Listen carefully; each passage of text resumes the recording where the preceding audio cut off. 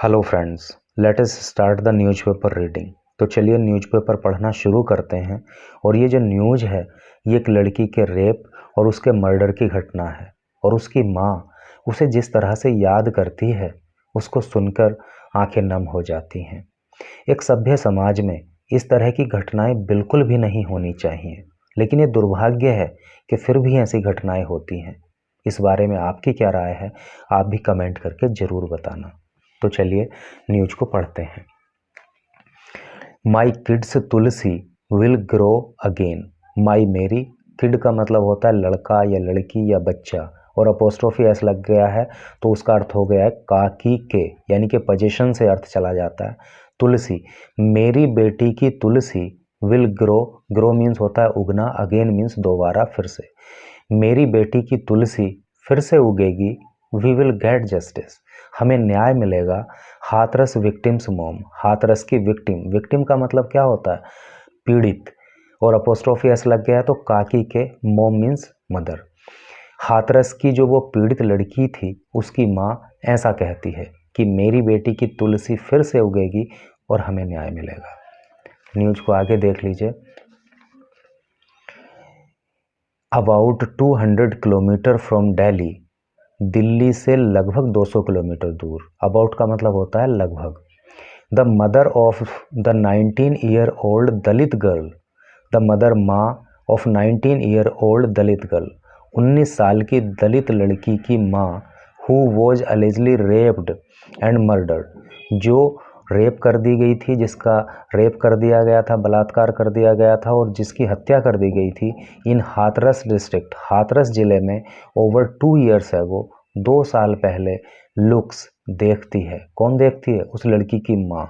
At the Tulsi plant, तुलसी के plant को, plant मतलब पौधा, तुलसी के प्लांट को देखती है in mud floored courtyard. Mud का मतलब होता है मिट्टी, कीचड़, फ्लोर का फर्श, कोर्टयार्ड का अर्थ होता है आंगन। मिट्टी से बने आंगन को, मिट्टी से सजाए हुए आंगन को देखती है ऑफ द हाउस, घर के।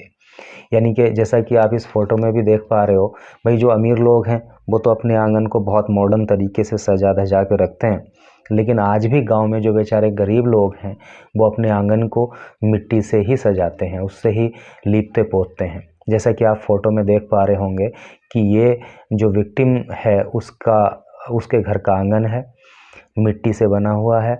यहाँ पे कोई ट्री खड़ा हुआ है बड़ा सा, और इसको इन्होंने यहाँ पे एक ये बाउंड्री सी करके यहाँ पे तुलसी का प्लांट लगाया हुआ है। और यहाँ पे आप देख पा रहे हो कि पशुओं के लिए चारा काटने के लिए एक मशीन भी खड़ी हुई है। इसका मतलब ये विक्टिम जो है बेचारी, जो थी, ये काफ़ी मतलब गरीब फैमिली से बिलोंग करती थी।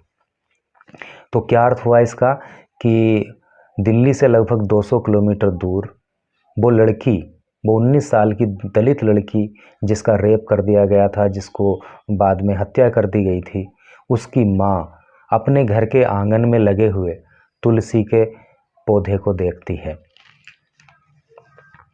आगे क्या है, this was planted by my daughter, this यह वॉज था, प्लांटेड लगाया गया, बाय माई डॉटर मेरी लड़की के द्वारा, ये मेरी बेटी के द्वारा लगाया गया था। यानी कि इस तुलसी प्लांट की बात वो कर रही हैं कि ये मेरी बेटी के द्वारा लगाया गया था। And it is all that we have to remember her, remember का मतलब होता है याद करना, और केवल यही अब बचा है जिसके द्वारा हम उसको याद कर लेते हैं।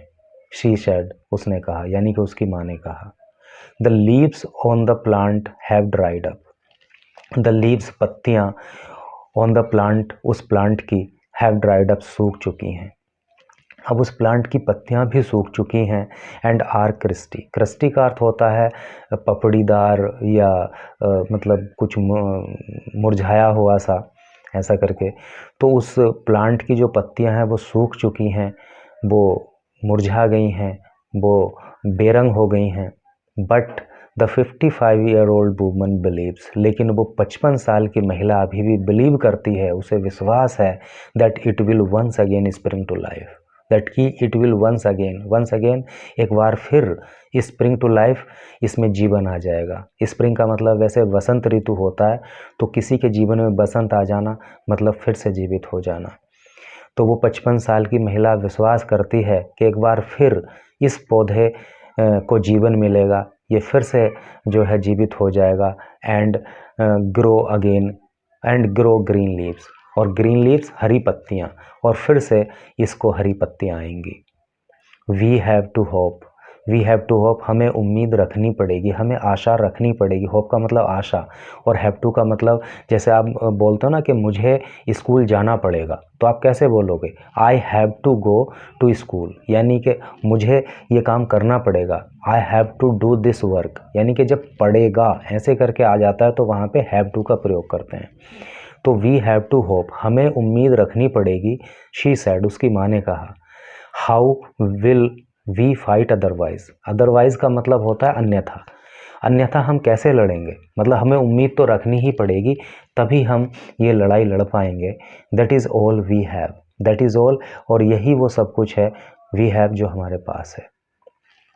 आगे देखिए, that will take something through, through का मतलब होता है द्वारा, और इसी के द्वारा यानी कि उम्मीद के ही द्वारा सब कुछ होगा।